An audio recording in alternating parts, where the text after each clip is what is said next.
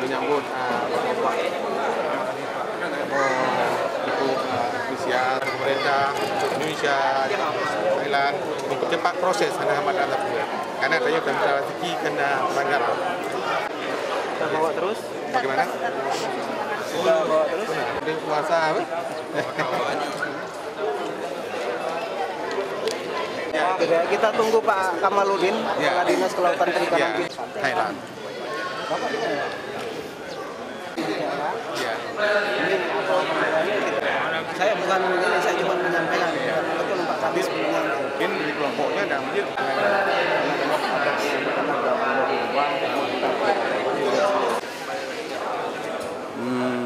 Perasaan kami senang bisa kembali bersama keluarga. Itu aja Pak cerita. Ya kami kan nelayan Aceh. Kami mati mogok mesin. Mogok mesin terus terdampar ke Phuket, Panga. Karena mau megang kuasa nggak ada yang nolong. Kami terus kena terdampar angin ke Phuket sana.